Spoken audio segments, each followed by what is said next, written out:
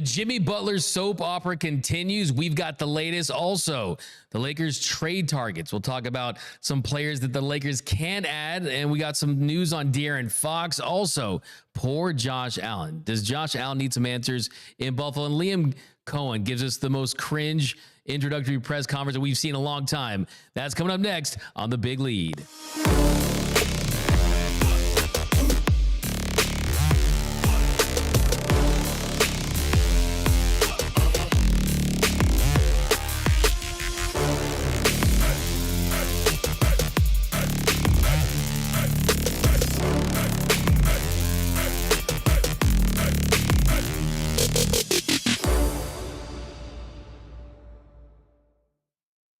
What is up, and welcome to another episode of the Big Lead Podcast. My name is Doug McKain, credentialed member of Dodgers Media. I also do NFL radio for Westwood One, the Locked On Rams podcast. I've been covering LA sports for over a decade, Bleacher Report, 24/7 Sports, and we're here on the Big Lead Podcast, a new show that's dedicated to all the hottest stories in sports. So if they're talking about it in the world of sports, we're talking about it here on the Big Lead. I'm always joined by my man JayRob, John Robinson IV. We'll check in with him in a little bit, but lots to get into, so let's get right into it.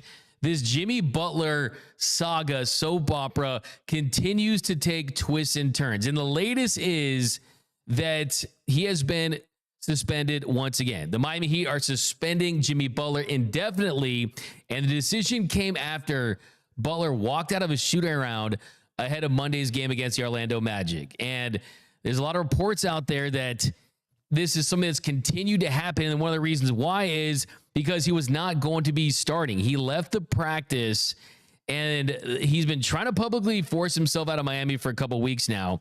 But he leaves practice. He was informed that Haywood Highsmith was going to replace him in the starting lineup moving forward. And that was the big reason why he leaves practice, and that's a wrap. The Heat said they're suspending Butler for a minimum of 5 games, which takes them up to February 6th, the day of the NBA trade deadline. They also added that Butler's latest suspension is without pay. The Heat are saying that he, quote, was intentionally withholding services.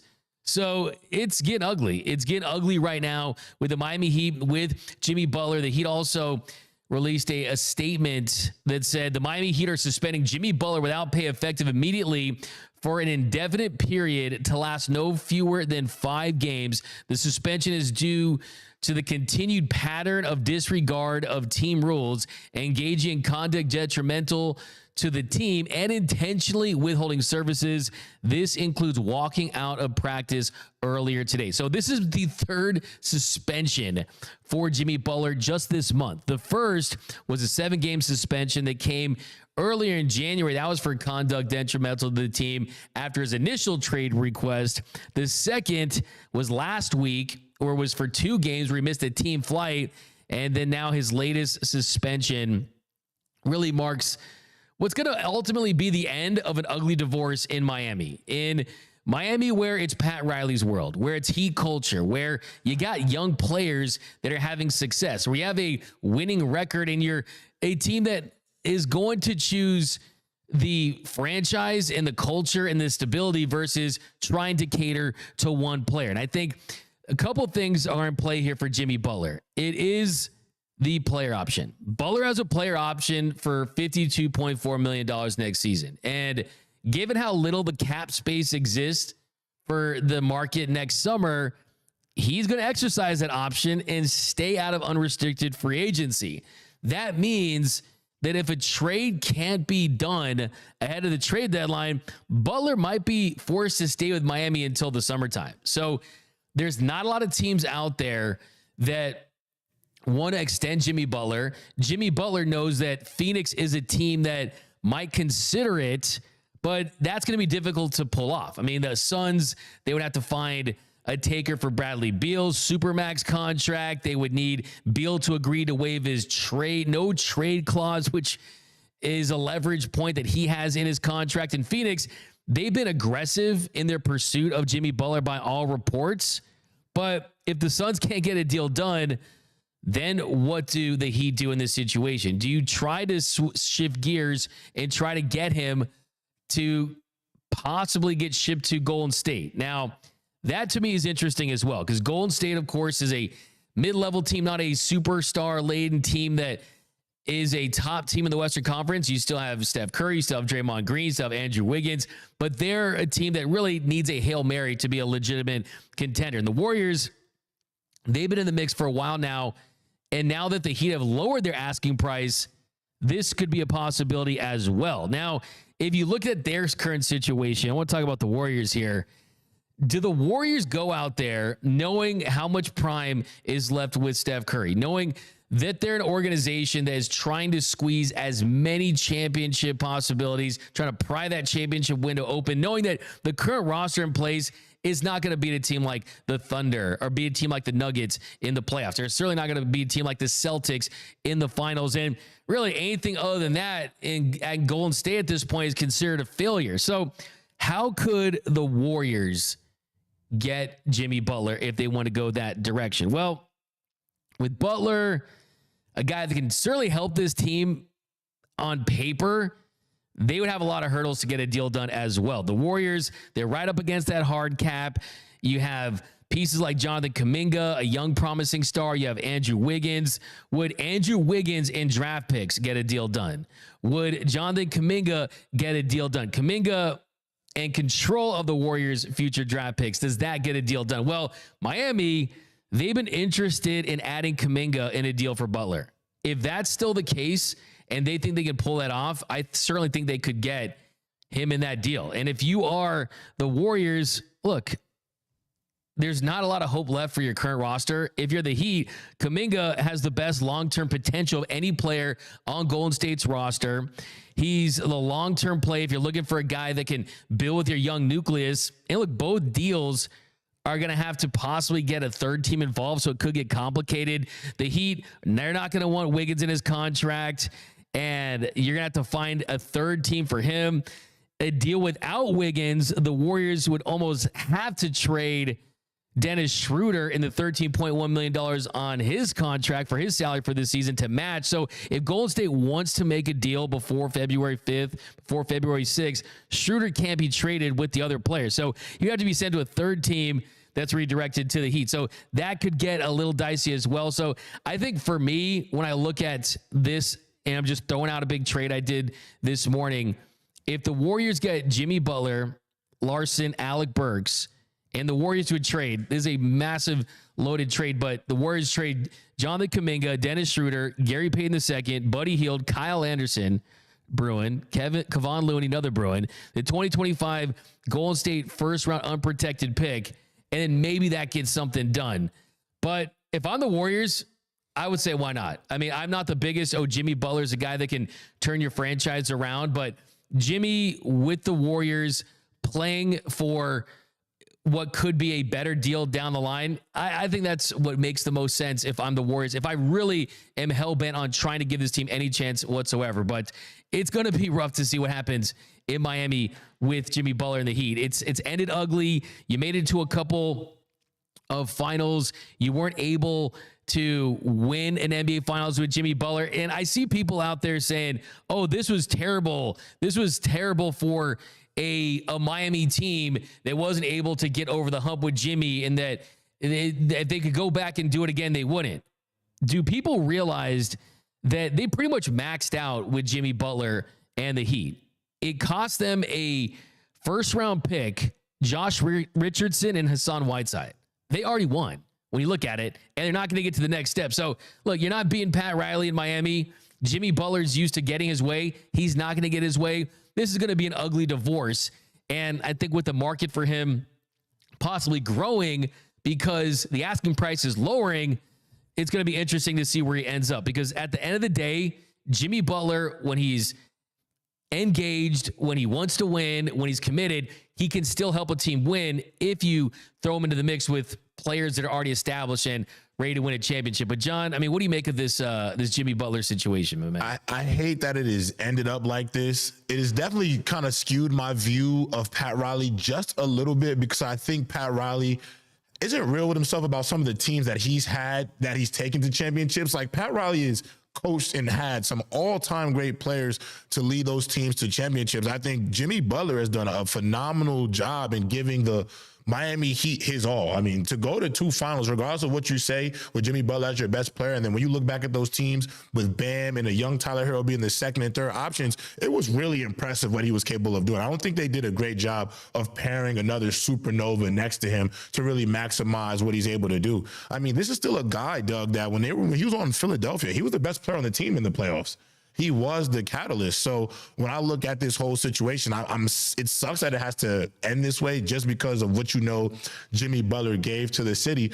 But I will say the Golden State Warriors, if they want to maximize whatever left of this window that they have with Stephen Curry, I do feel like Jimmy Butler is the move to make.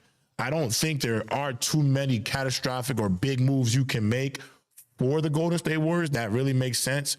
And honestly, Doug, you know how this goes. When you know a team is going to deal somebody, the asking price gets lower. You're going to get lowballed. They're going to give Jimmy Butler away. They're going to match the contracts, and they'll probably get a third or fourth team involved.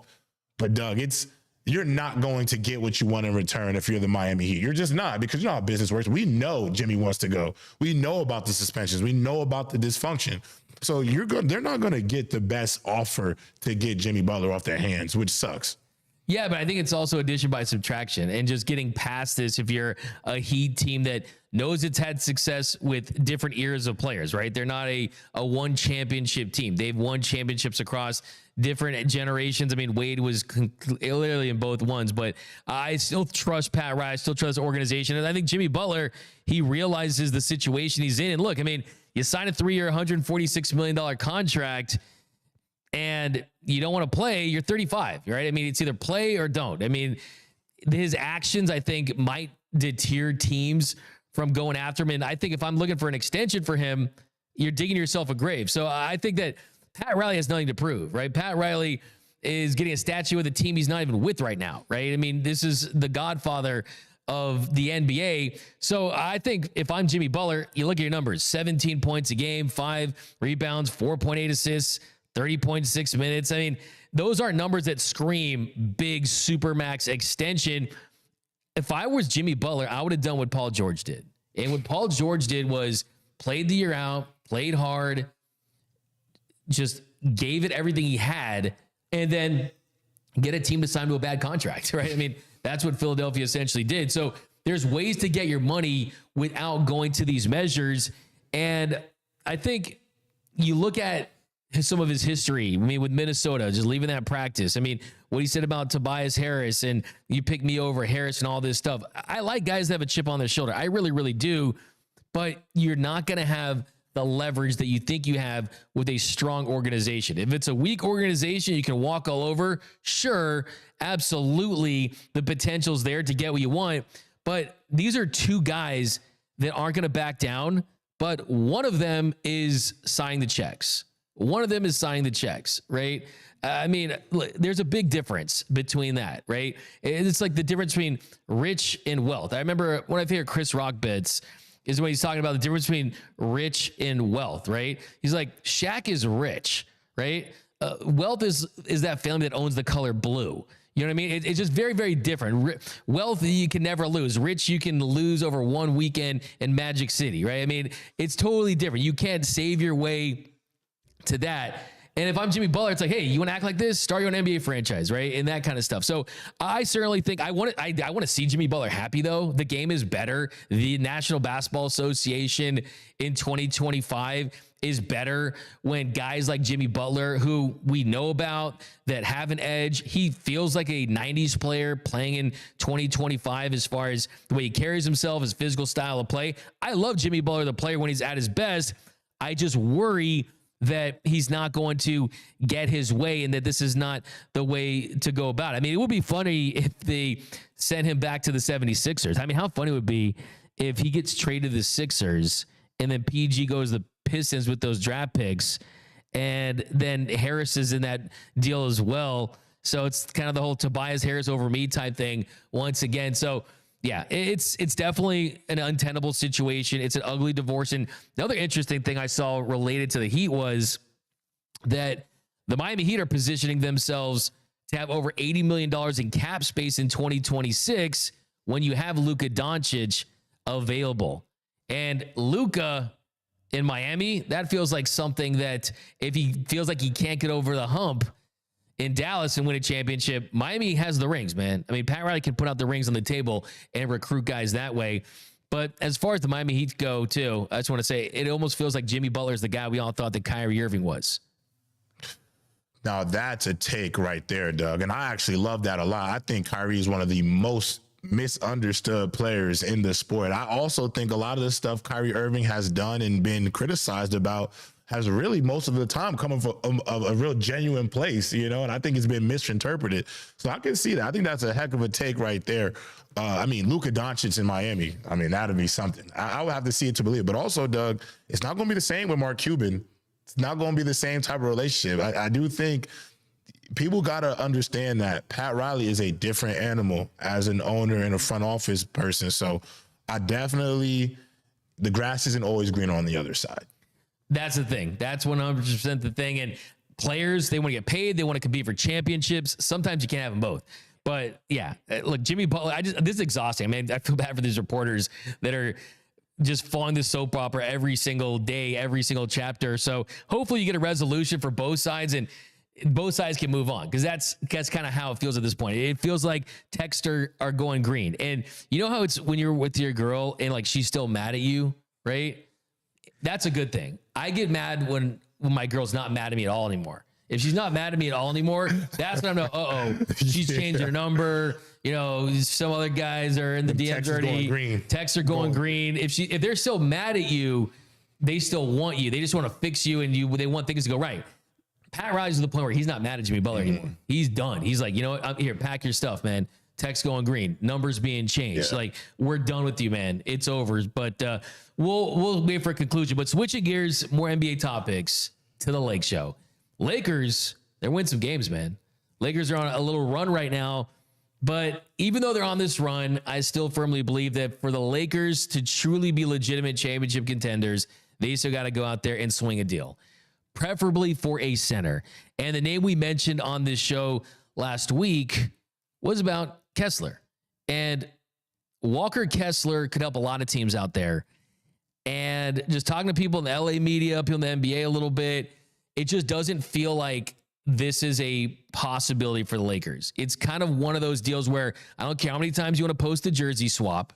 I don't care how many times you want to tweet out. It just doesn't feel like it's going to happen. And we know the Lakers are seeking a center. We know that they have basically put the word out there, and Anthony Davis has put the word out there himself that he's at his best when he's playing the four, that this team needs a viable center option. Well, on Monday, NBA insider Mark Stein, he reported that, quote, the oft-suggested Lakers target Walker Kessler of the Utah Jazz is believed to be as close to unavailable as it gets, with less than 10 days to go before the trade deadline. And it was also reported by Jovan Bua of The Athletic that the Lakers were, quote, not high on Nikola Vucevic, and they have cooled on Jonas Valanciunas. There's also some reports out there that Jakob Poeltl they're not interested in. So just kind of reading the tea leaves, I speak fluent trade deadline talk. Just watching the chess pieces here, this feels almost like the Lakers saying, oh, we're not interested in that guy. We're not interested in that guy because we want that guy. And the maneuvering from that standpoint, if it's not a Walker Kessler, is it a Miles Turner? Is it another name out there? At this point, they've showed their cards to the point where Anthony Davis, LeBron James, the media, pundits, people like myself are going to say, you put the word out there you wanted a center and you didn't get one. So you better get one, or else you're saying to us, hey, we don't have the requisite roster to legitimately compete for a championship. And look, I get it. Look, Rob Pelinka has said himself, you can't buy a house that's not for sale. And maybe the Walker Kessler house isn't for sale, but what would have to happen for them to go after that? What would have to happen for the Jazz to at least negotiate, at least have a conversation about what it would take to get a deal done?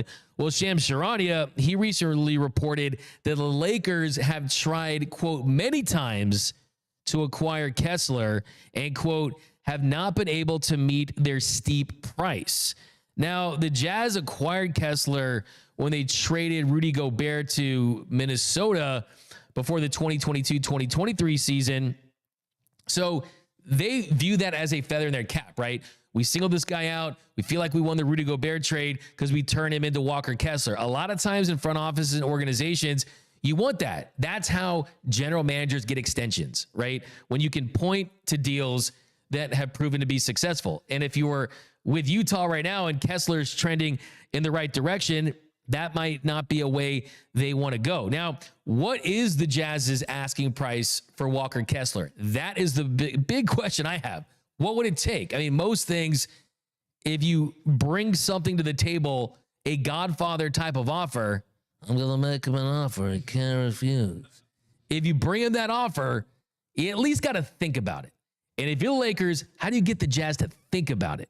Well, assuming the Jazz don't trade him unless they're blown away, I think the only deal that could blow them away is, well, first, the Lakers, they're not the only team that have inquired about Kessler. There's a rumor out there that as many as 20 teams. So if 20 of 30 teams are looking for one dude, if you know anything about this Lakers roster and the assets that they have, there's a good chance that most of those teams, or at least half of them, have better assets potentially based on where the Jazz are at. Now, in December, Jake Fisher, who also writes for the Stein Line, the Substack for Mark Stein, he reported the Jazz were turning down multiple offers that included 2 first-round picks for Kessler. That means the Jazz, they want better draft picks. How do you get better draft picks than that? More draft picks or young players that can help you right away. Young players you can turn into stars.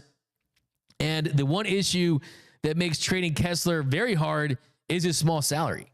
So you add the fact they want multiple top picks, young players that have a lot of potential. He has a salary that's very difficult to match. I mean, look at his salary. I mean, he's earning $2.9 million in the third year of his rookie contract. And talking about someone that, I mean, like I said, having the year of his career, he's wanted by multiple teams. I mean, he leads the NBA in field goal percentage and offensive rebounds. He's second in blocks per game. You put this alongside Anthony Davis. You saw AD going 40-20 yesterday. Imagine if he had a competent plus level center. Could really take this Lakers offense and team to the next level. So basically, the Jazz have a player on their rookie deal, and you would have to give the Jazz a player on potential rookie deal or a veteran on a minimum contract, or the trade is going to have to include multiple players to make the salaries work. So the Jazz already have the Lakers 2027 first round pick. It's a top 4 protected.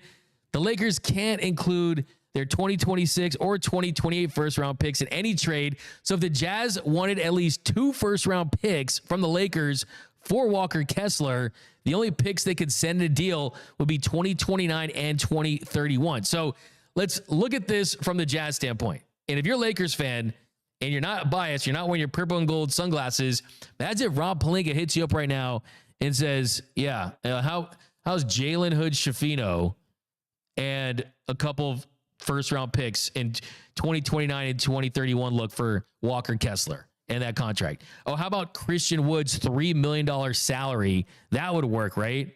I mean, here's Cam Reddish and Jackson Hayes. That's probably not going to work. The one you could potentially sell them on would be a Dalton Connect type of deal. With Dalton Connect looking like he has the potential to be at least a starter, potentially an all-star if everything broke right. He could, and there was a point this season where it looked like he was headed for the all-rookie team. He has gone to a little slump, but I think that's what you would have to start with. Dalton Connect, 2 future first-round picks.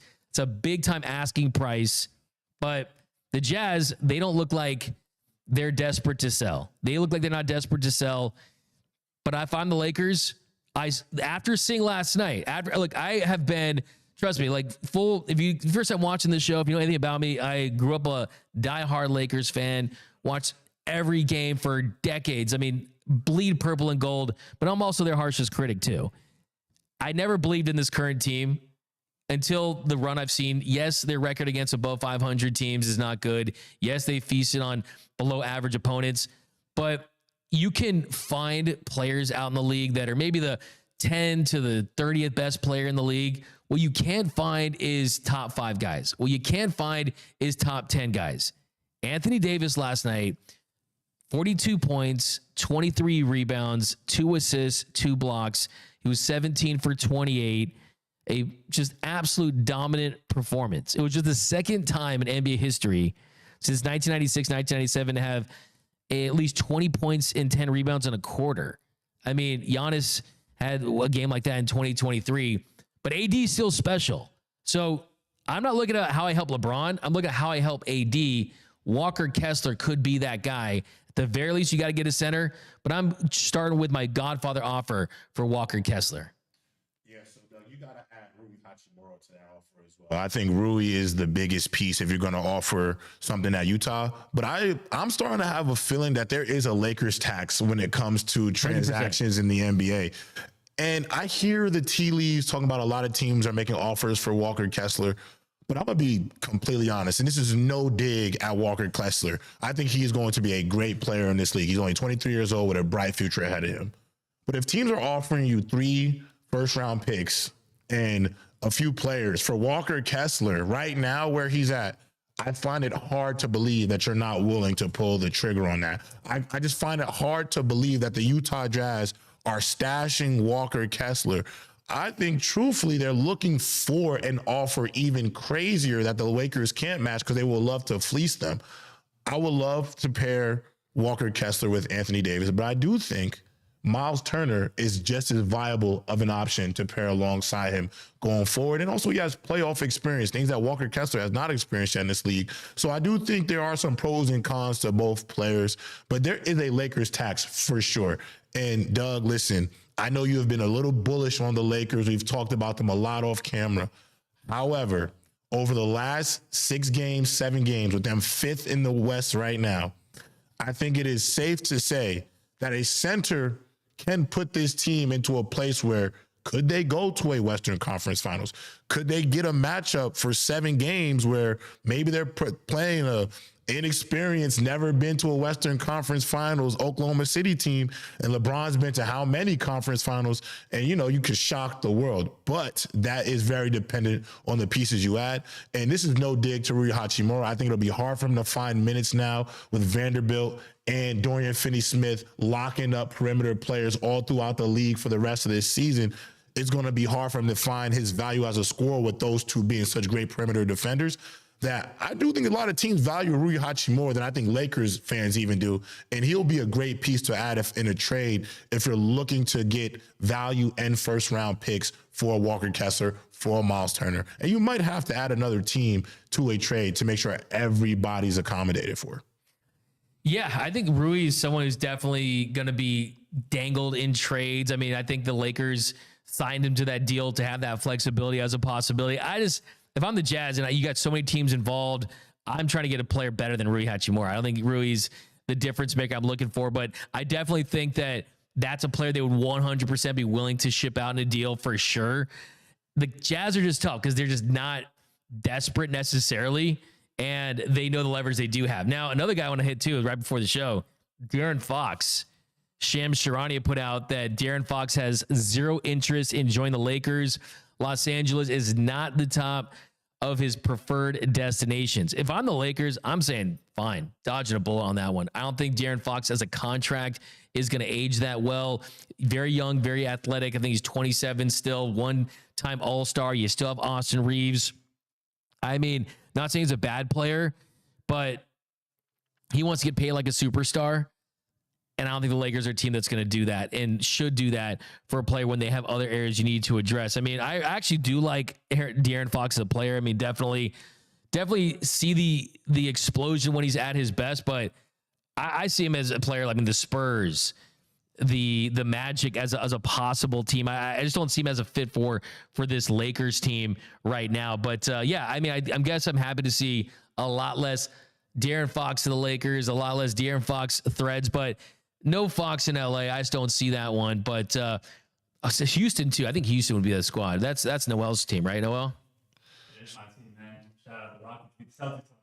They did. I saw that, man. You guys hitting like Kobe, right? What was his name? My man. Amen Thompson Amen is a Thompson. freak.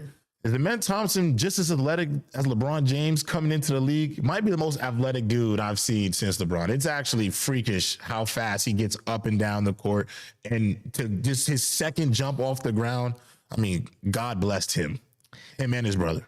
No, I mean, that guy's got freakish athleticism. But we're going to switch gears to the National Football League, guys, because football is about to have its biggest matchup, of course, the Super Bowl in a couple of weeks. And we talked about Josh Allen. We talked about the AFC Championship game a couple of days ago, but we're going to revisit that. We're going to start with Josh Allen.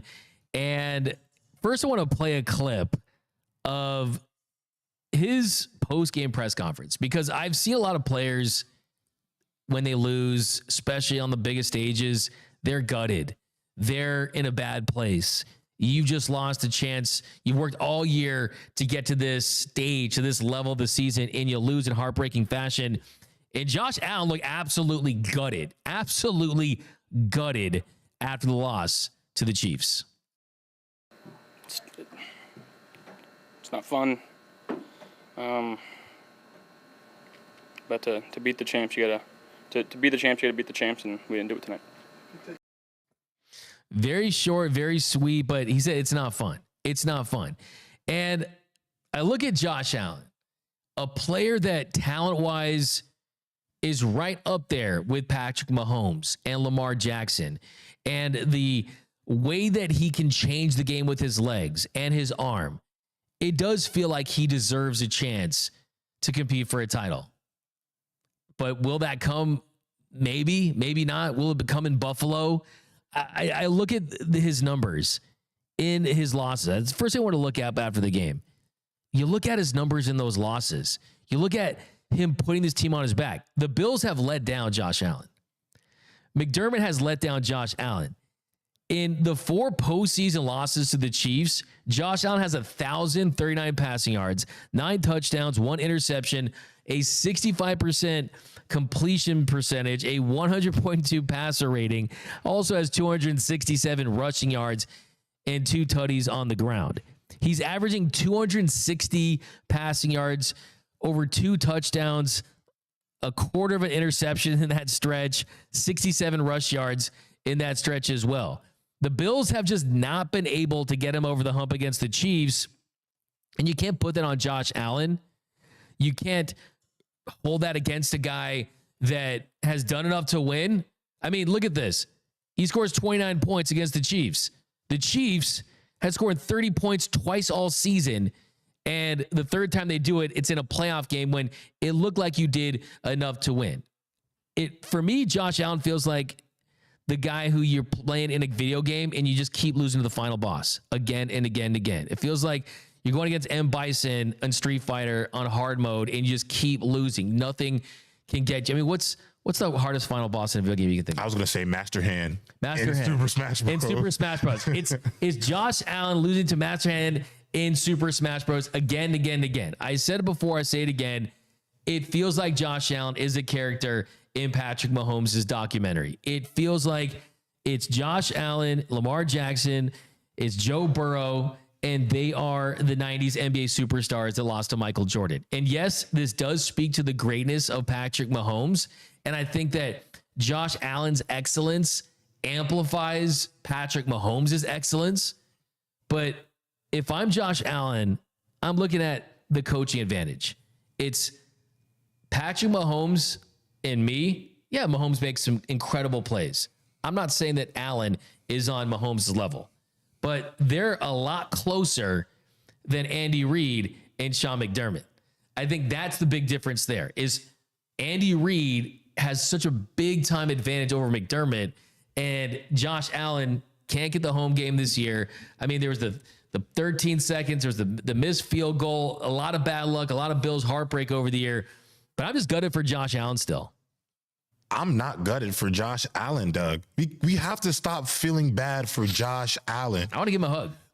I get it. He's lost. Listen, they've lost 4 Super Bowl straights almost 30 years ago. He's 0-4 against them in the playoffs.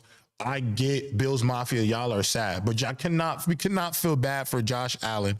I listened to Carson from the Volume and Nerd Sesh talk about how the Bills have failed Josh Allen. I listened to everybody talk about how they failed Josh Allen.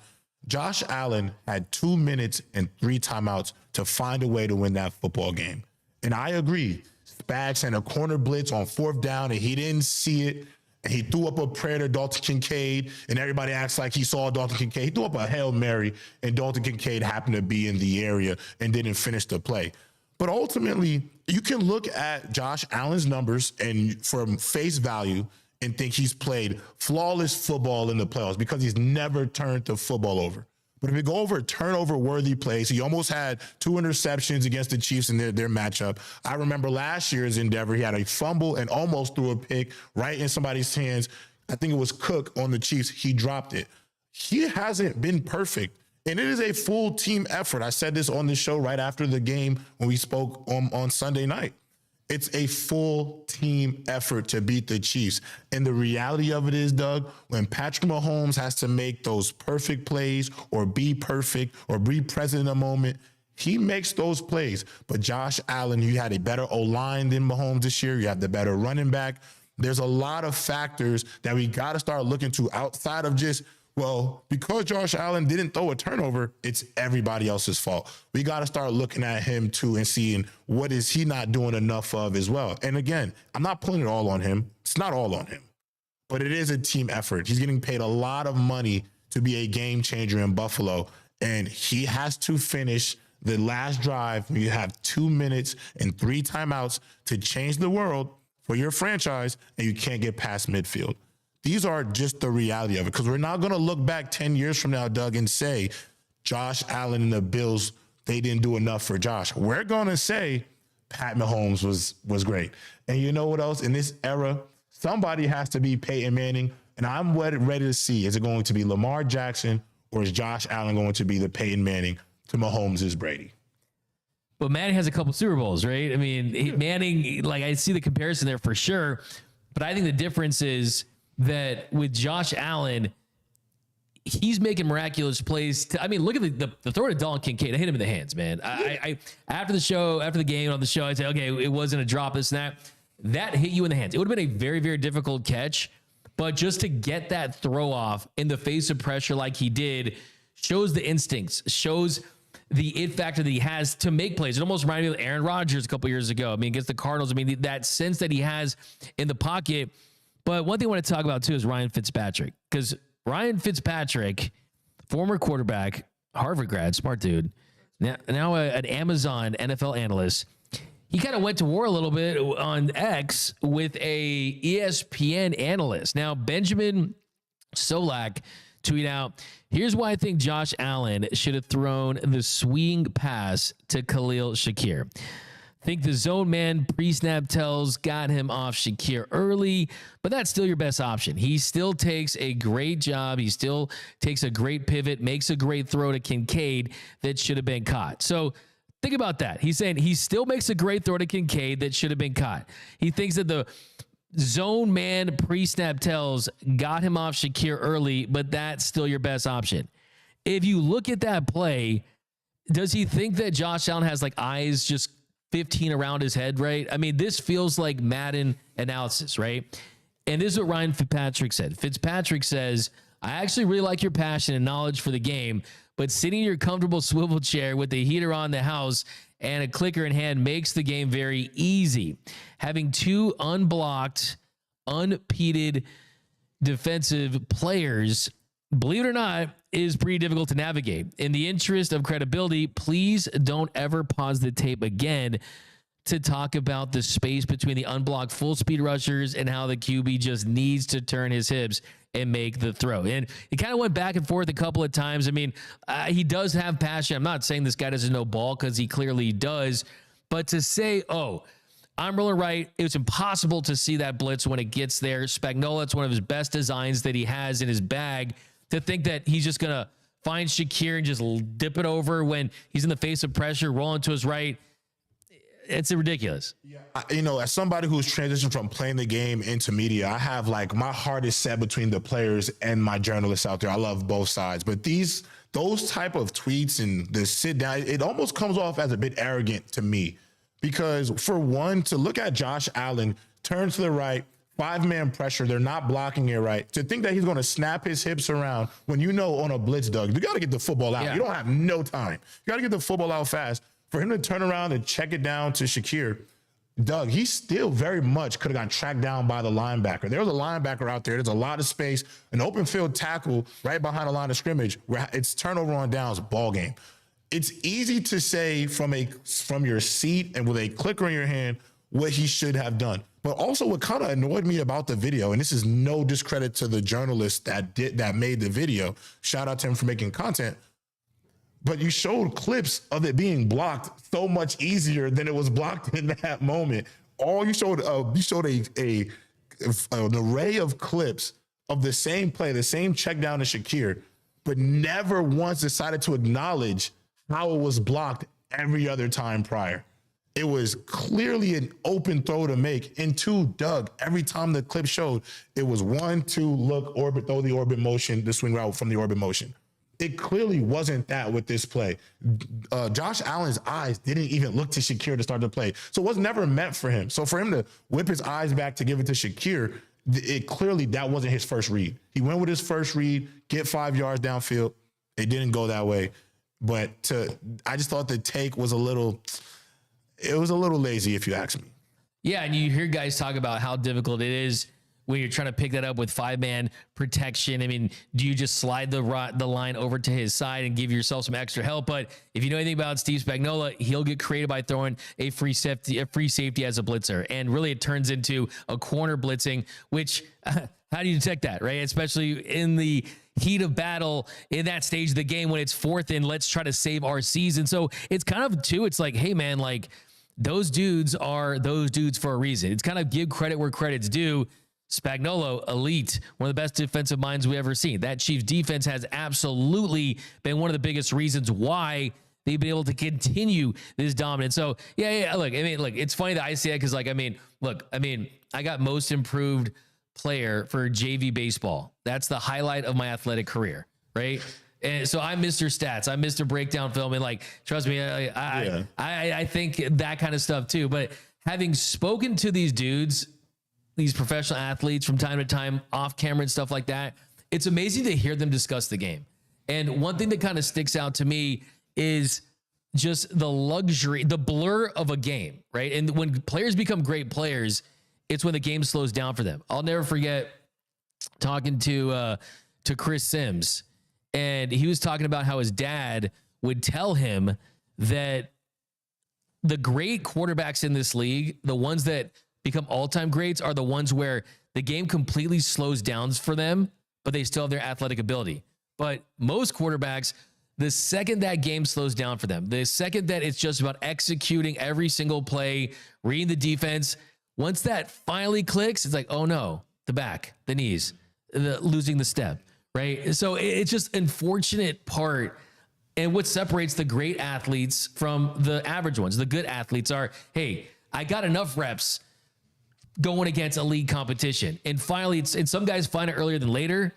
Mahomes is one of those guys. Josh Allen's one of those guys. But yeah, I mean, I'm with you too, though. I mean, I'm not trying to shy away. My whole thing is hey, if you have a take about anything, just stick by it. Yeah. If you stick by it, and clear, I like how the Solak guy kind of stick by it. But we're going to switch gears to Liam Cohen.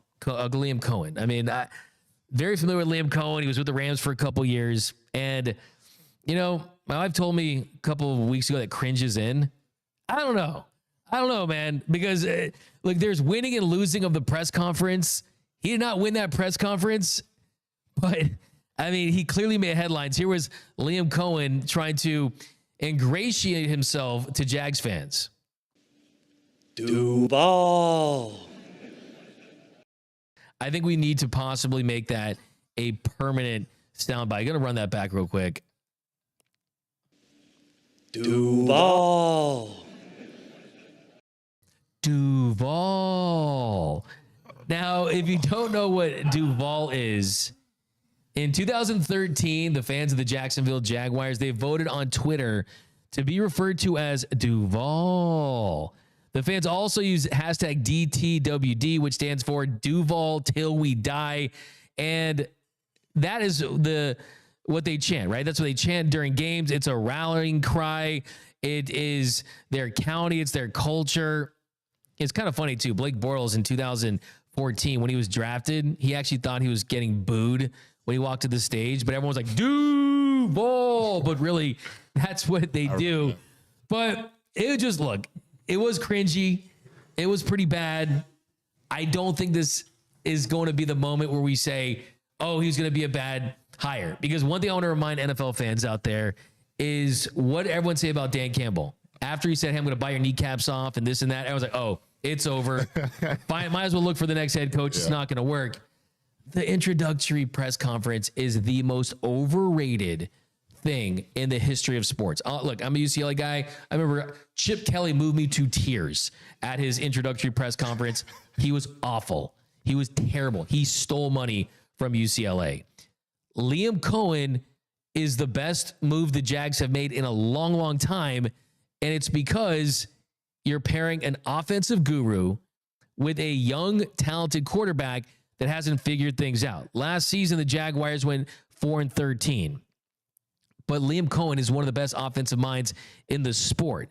The Buccaneers were willing to make him the highest paid assistant in all of sports. They offered him a 3-year deal that was going to pay him $4 or $5 million. He was going to be the highest paid coordinator in NFL history.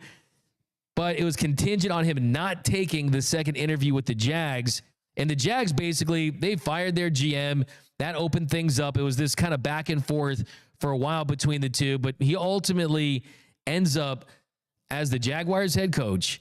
And I'm here to tell you, the Jaguars just became interesting to me. The Jaguars, one of the, quote, small market teams, even though every NFL team is really big as far as viewership and fan following, they're interesting to me now. I want to tune in for Liam Cohen press conferences now. And the most important thing, that Bucs team last year, if you watch that offense for Tampa Bay, 28.6 points per game. That was the third most for any team in the history of the National Football League in the regular season. Only the 2020 Super Bowl winning Bucs and the 2021 Bucs, which all had Tom Brady at the quarterback, had a higher number. Bucs scoring points. You don't think about the Bucs as having the top three in there, but he also just transformed them. I mean, 88.8 rushing yards per game in 2023. He took that to 149.2 rushing yards per game in 2024. It's the fourth most in the league and the best in Tampa Bay Buccaneers history. This guy has a really great combination of rushing, passing. I like this. I think it gives Trevor Lawrence a chance to have success. And hey, all I got to say is Duval. But John, you're going to disagree. I mean, what is your thoughts on the press conference and the hire too? Okay, so the press conference, definitely cringy. It definitely was very cringy. I didn't really like it. He also seemed a little nervous when he was doing it. I think he thought about it too much before he got on the podium. So I think also maybe his delivery was a little off. But I will say, for Trevor Lawrence, this is one of those situations where he's gone before the coach is gone. And what I mean by that is I think we've seen enough from Trevor Lawrence that if he doesn't show any signs of improvement from Liam Cohen as his OC and guru in that locker room, you have to look at Trevor Lawrence and say, all right, kid, we have put a lot of potential on you to be this, generational talent that you were. And he hasn't really met those expectations. And truthfully, if Liam Cohen comes in, who we know, Doug, can call an offense, a balanced one at that. We're talking about Trevor Lawrence. Travis Etienne might have a breakout year with Liam Cohen calling plays for real. So Brian Thomas Jr. is a star. So the cupboard's not bare. Yeah. So if I'm Evan Ingram, if I'm looking at this team, the finger that I'm pointing to, if this thing does not work out offensively, you have to look at this quarterback. And so Liam Cohen, to me, is Trevor Lawrence's last chance in Jacksonville to figure it out. And if it doesn't work, I think Liam Cohen will be fine, because I think if you get another quarterback in, even if you got a Sam Darnold in or a Geno Smith, I think Liam Cohen can make all of that work. So if Trevor can't make it work, he'll be out the door. They'll be bringing somebody new in, because I will say this, despite how cringe Duval, I will say this, Liam Cohen He knows how to call a football game. And as long as he can do the other intangible things like a head coach, that franchise will be fine. But Trevor Lawrence, to me, I'm more concerned about him than I am about Liam Cohen, actually. That's a fantastic point. I totally agree with you. And I think to add to that, Cohen showed what he did with Baker Mayfield, who was someone that was playing defensive line for the Carolina Panthers in a practice before he turned things around. He's someone who got off the plane in LA and beat the Raiders with the Rams because he was tossed around. People thought that Baker Mayfield was done, and he totally turned his career around. And I think that Cohen probably sees, hey, maybe I don't need a number one guy. Maybe I don't need one of these top guys. And of course, Baker is a highest winner and a former top pick, but he's also proven that he can win with less talented types of players. So yeah, I think, look, the Jaguars making a good move. Cohen, I think, has a little more juice than some of the other guys that have been hired. I think that if player acquisition wise, they can figure things out, I think Cohen possibly could be the best, him and Ben Johnson, of the offseason hires. I think it's Cohen and Ben Johnson because I'm betting on offense. I got to throw Aaron Glenn in the mix. I'm betting on culture and passion. It's not Aaron Glenn, it's the Jets for me. Yeah, that's no fine. offense. And that's fine. It's Woody. It might be Woody more than anybody else. Yeah. No, for sure. But we're going to switch gears real quick before we head out of here, guys. The Super Bowl uniforms have been revealed. The Eagles, they're the designated home team. And with the game being played in New Orleans, it's an NFC host team. That means they get to pick the uniforms. And they end up going with the midnight green. They're going with the midnight green uniforms. That means the Kansas City Chiefs will wear their white jerseys. That's the same color they wore a couple years ago when they beat the Eagles. And great game. They won 38-35 in Glendale. The Chiefs also wore their white in a 35-10 loss to Green Bay in Super Bowl IV. And the first Super Bowl IV, they won. They actually beat the Vikings. But out of the previous 58 Super Bowls, 37 teams wearing white have gone on to win the game. That's a 64% win rate compared to the teams that don't wear white jerseys. So the white team has won 64%. The team that wears the white jerseys wears 64% of the games. The player that wears the non-white jerseys, they win 36% of the time. So interesting. They get to wear the white. We'll see if it has a big impact. I mean, it was mostly kind of insignificant for a couple of decades, but then starting in Super Bowl 39, it really had a big change and how it impacted the overall winner. The Patriots, when they beat the Eagles in 2005, the team that wore white won 6 games in a row. The Packers actually broke that streak in Super Bowl 45 after they beat the Steelers. But it's interesting. I mean, from 2012 to 2017, you had a 6-game winning streak. I mean, if you wear white, you have a better chance to win. That's what the odds tell us. JayRob, do you believe in this? Or do you think it's ridiculous? I mean, I do believe in the football gods, so I do believe in some level of sports superstition. But I'm not going to fall too much in this. I'm going to leave this one to coincidence right here. I'm going to be honest. And maybe I might be eating my words later, but this just kind of feels like those Super Bowl pick'ems where it's like, what color is the Gatorade going to be? What's the head? It's going to be heads or tails. Is the first Super Bowl commercial going to be a beer commercial or a movie trailer? That type of vibe. So I'm not going to lose too much sleep over it, but it's also because that probably has something to do with who I'm picking in the Super Bowl. But we'll talk about that later. For sure. I mean, I think midnight green, it's a great choice. I actually think they're clean. My hot take, I think the midnight green looks better than the Kelly green. I know it sounds crazy. I know it sounds crazy. I know, but I grew up when they made that jersey switch. I remember Irving Fryer with that team. I mean, our guy Donovan McNabb with that number 5 jersey. I like the drop shadow with the black. The Kelly green, I'm not mad at it. I'm not mad at it, but I do think that the midnight green is a modern classic because it's really unique. No other team is wearing midnight green. Facts. And when I think of Kelly green, I think of Notre Dame and Joe Montana wearing the green jerseys. That's just me. I mean, that I know that's not everyone, but that's just me. So I'm not mad at the midnight green. Would you throw their black uniform? If you were to rank black, navy, the midnight green, and the Kelly, where would you go? I like the black. I actually don't like the black with the black helmets, though. Really? Because I think they already have black in the borders of the wings in their helmet that it already looks clean. Yeah. Right? So I'm not a huge on the helmet change there, but the Kelly green's classic. I'm not mad at it. I just think that the midnight green's pretty fire. I mean, I actually kind of think it is. Well, I like the Kelly Green the most. Still, Creamsicle in Tampa Bay, by far the best jersey in the NFL. Man, in my opinion, if we're going to go down that rabbit hole, but that's a tough call. I think all time it's tough to go against the Packers, just because so clean. It's unique. I think throwback wise, I got my Warren Moon Oilers number one. Creamsicle Buccaneers is really nice. Honestly, Sports Illustrated had the Rams 80s uniforms, the Eric Dickerson ones, as right at the top. I mean, silver and black for the Raiders is a classic choice. Obviously, it's tough. There's so many great uniforms out there. Throwbacks wise, though, I think number one for me, though, is the Les Allworth, number 19, Chargers jersey. The powder blue with the lightning bolts on the shoulders. That to me is number one. The Chargers throwback. Not the Giants with the brown helmets that they busted out. Oh my God. We'll get into those too. The Bumblebee Steelers are terrible. Terrible. I mean, I honestly, the Rams have grown on me a little bit. Like, I just don't love gradient numbers in general, but you know, there's a lot of great jerseys out there. We could do a whole episode of my top 5, but throwback wise though, I like the Buccaneers creamsicles though. That's definitely my favorite. Oh man, that's certainly in the mix. That's certainly in the mix. But that's gonna do it for this episode of The Big Lead. My name is Doug McKain. You can follow me on X and Instagram at DMac_LA. If you haven't yet, do us a huge favor, subscribe to the channel, hit the subscribe button, hit the notification bell, hit the like button.